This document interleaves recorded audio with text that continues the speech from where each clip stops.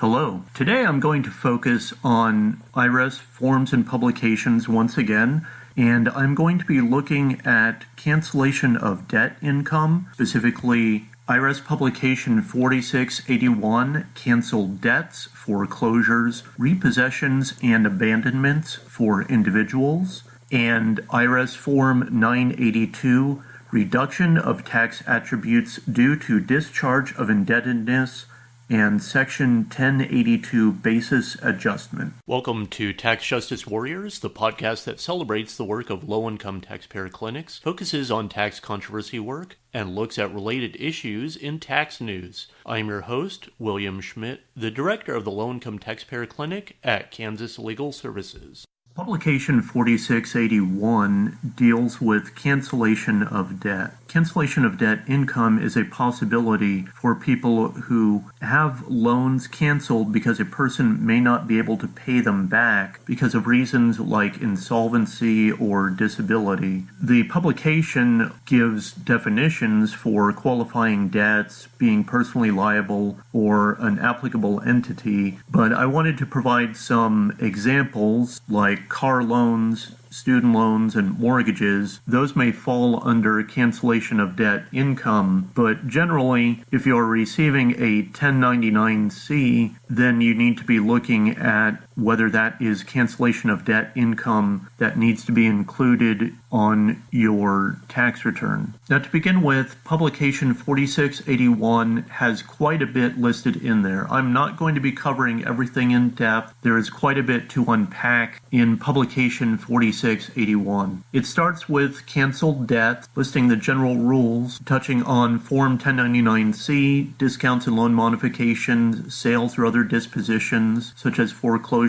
and repossessions, abandonments, or stockholder debt. Then it moves on to exceptions. These are items that would not be included in cancellation of debt, so a person should not be receiving a Form 1099-C. These are gifts, bequests, devises, and inheritances. Those are items that should not be included as cancellation of debt income. Student loans that are forgiven for public service, those should not be treated as cancellation of debt income. And then it talks on the deductible debt, price reduced after purchase, and home affordable modification program. If any of these apply to you, definitely read them in depth. I'm not going to be covering them. Then there are items that are exclusions. These exclusions are items that make a canceled debt non-taxable. So just going down the list, bankruptcy, insolvency, qualified farm indebtedness, qualified real property business indebtedness, or qualified principal residence indebtedness. These are various items that may be non-taxable for the cancellation of debt income, so it is worth looking through those to be sure that they qualify. So one example is bankruptcy. It speaks about Title 11 bankruptcy cases, but people are familiar with the specific chapters, such as chapters 7, 11, 13,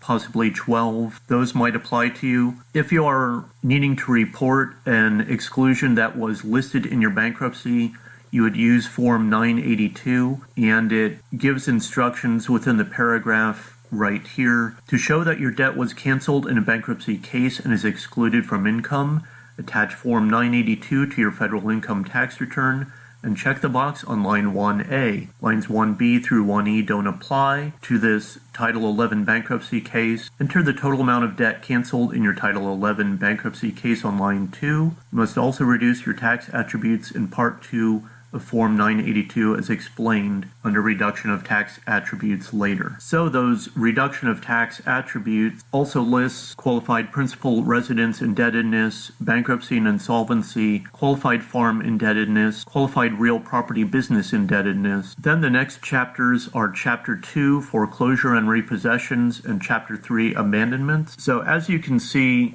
looking at a variety of these pieces in publication 4681, quite a bit of it has to do with real estate. So if you have property that has been foreclosed, definitely take time to read through this publication. The main piece I want to point out on the chapter on foreclosure is that a person may receive both Form 1099-C cancellation of debt, and Form 1099-A, acquisition or abandonment of secured property. So it may be necessary to use both forms to determine the gain or loss on the property, and that will help you to determine what needs to be listed on your tax return based on that property. So some people may think that after a foreclosure that there would be nothing reportable on the tax return, that they're done with the property. But if there is a gain following a lender that acquires an interest in the property in the foreclosure or repossession, then it may be necessary to report that gain on your tax return. So it is worth reading through this publication, looking at the instructions on what to do regarding a gain or loss for that repossession or foreclosure. I wanted to speak specifically about insolvency with regard to cancellation of debt income.